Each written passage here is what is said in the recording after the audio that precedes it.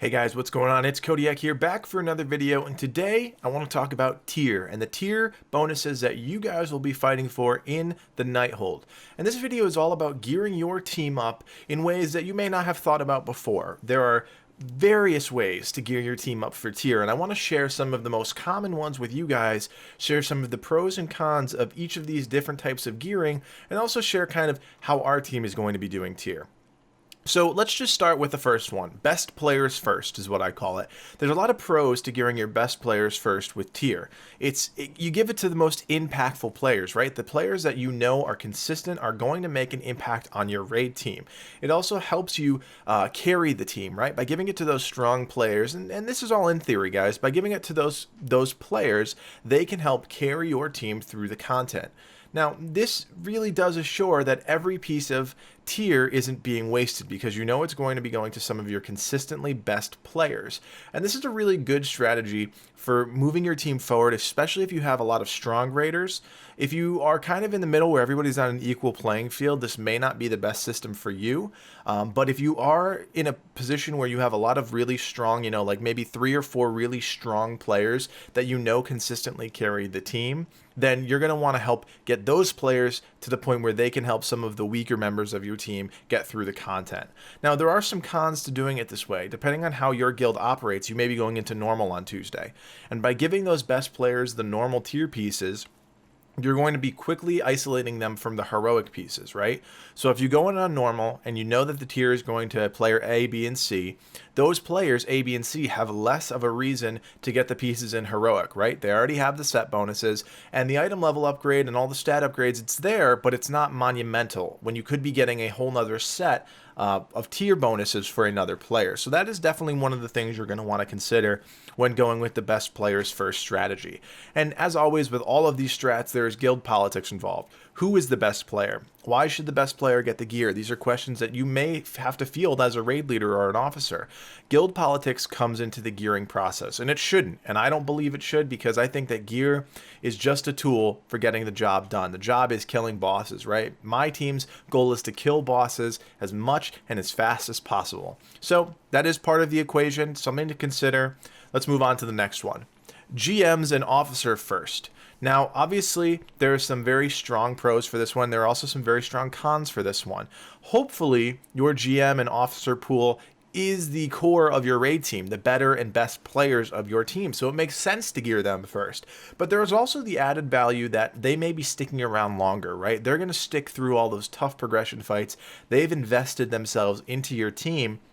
And that's a great thing. You want to give those players the gear because they're on the higher end of your team's play potential, and they're also going to be invested in your team and stick around for the tough content that's likely coming in Nighthold. Now, of course, there are some cons to this gearing strategy. Those raiders may not be the best players, so gearing them first is actually going to bring your team back because that player isn't going to be making a huge splash in the raiding environment. Personally, I'm busy leading my team most of the time, so gearing me first in tier is not the best strategy because it's going to go wasted on me when it could go on to somebody who I know is going to be consistently performing at a higher level than myself.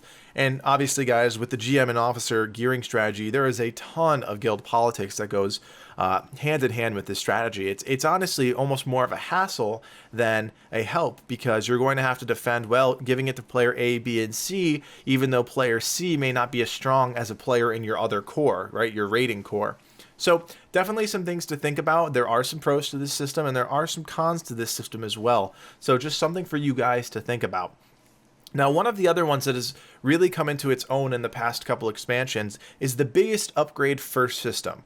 And there are so many pros to this system, but there are also quite a bit of cons. And I'll run through those right now. So in theory, the biggest upgrade first system optimizes your team for success. You can number crunch until you're blue in the face with this game, right? We have theory crafters, we have people that sit around and figure out the hard data to getting the most out of every single thing of this game, whether it be a talent, whether it be a piece of gear. So in theory, the biggest upgrade first optimizes your team the best. Now, you get the tier to the players that need it the most, and this focuses on the team rather than an impact of an individual. Now, this is a very good thing. everything. I am all about the mentality of the team, right? You never want to focus on the individual in your guild. You want to focus on the team in your guild, especially when you're running into a new raid. So you may be running with 30 people like we are in Exile Power for the normal and heroic scheme. It's going to be very challenging to gear out our team. But if we focus on who's going to make the biggest impact as a team and the biggest upgrades to those teams, well, then you're cooking with gas there. There are some cons to this system though. They may not be going to the best player. Just because it's a large upgrade for a player doesn't mean it's going to be made the most impactful on that player, because they may not be the best player. Now, for Exile Power, for example, we have 30 players, as I just said, going into normal and heroic Nighthold. This is the largest our team has ever been, but it's also going to give us a couple extra pieces of gear that we can utilize in any way we see fit, because we're focused on gearing our team out. And we know that there are 20 players that are going to go into Mythic, and those extra pieces of gear may really help. Now, this strategy is great, but there are also some guild politics involved, right? Knowing that you're giving a piece of tier to a player that's not going to make an impact on the team in a very effective way doesn't seem like the best strategy in the world. But when those gear pieces go towards players that you know is going to make an impact and just needs a little bit of help getting there with the gear, well, then you're talking that you're on the right track with that. One of the other challenges with this system is it's very tough to determine who's going to get the most out of each piece. Now, there's already some charts out about power bonuses and how the set bonuses will impact each class, but you have to take all of that information with a huge grain of salt, right? All of this stuff is going to change. There's class tuning that's going on. There's set bonus tuning that's going on. All of this stuff is bound to change. So focusing on who gets the biggest upgrade from a piece of tier is a very challenging thing to do, and it really requires finesse and some really deep thought into who's going to make the most out of each piece. Now, it is a good strategy, and of the 3 strategies, I will say it is one of the stronger of the strategies, but just something to consider when you're weighing the options. Now, one other thing I want to talk to you guys about is where you should allocate these tier pieces, whether it be a DPS, a tank, or a healer. There are 2 very common strategies I see when gearing up your raid. DPS first, tank second, healers third is a very common strategy.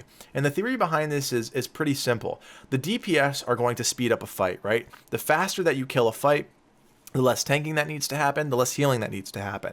And this is what I see happen in a lot of teams, because you have some really strong DPS players, and if your tanks and healers can keep up with the fight based on where they're already geared at, you're really not gaining much added value from the healers. Yeah, they may have a little bit more mana at the end of the fight, or yeah, your tanks may be able to hit, take an extra hit or two, but stepping up your DPS to another plateau is really important, because you're progressing the fight faster. You're pushing the fight faster. Ads are dying quicker. Just the entire thing speeds up. Think about it this way. If you have a fight that's got heavy ads, right? 3, 4 low priority ads that come out and start wailing on your tank. Well, if your DPS is getting the gear faster and sooner, they're going to be able to kill those targets faster, which means less tank damage, which means less healing. So I see this as a very common and very effective strategy for gearing your team out with tier. The other strategy I often see is that you gear tanks up first, then the DPS, then healers. Now, this is very particular. If you are working in a situation where your tanks are maybe not the strongest players in the world, they may need that added bonus. They may need that added tier set bonus to make sure that they stay alive. It may not be a healing issue. It may be a tank issue. And that's something that's often very easy to get confused. You have to look at your logs. You have to look at, is your tank performing optimally? Is your healers performing optimally? Where does the assistance need to come from?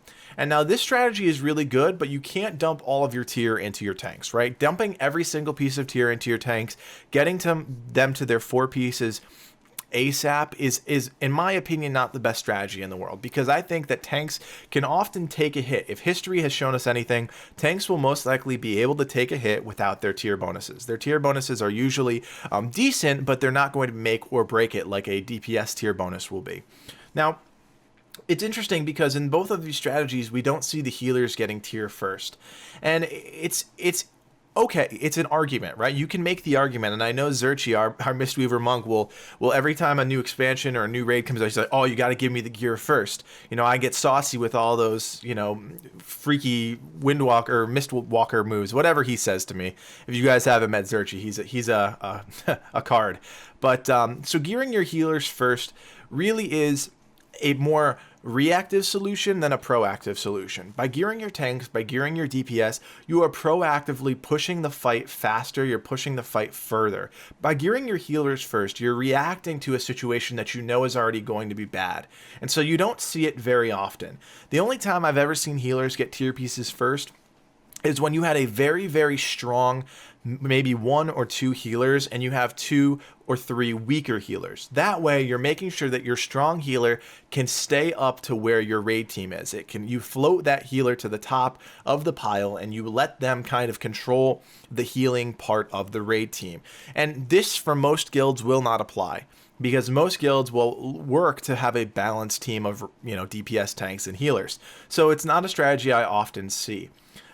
Gearing your tanks for survivability is great, obviously reduces the stress on the healers, but in my opinion, giving that tier to your strong DPS players first is going to make the most impact on your team.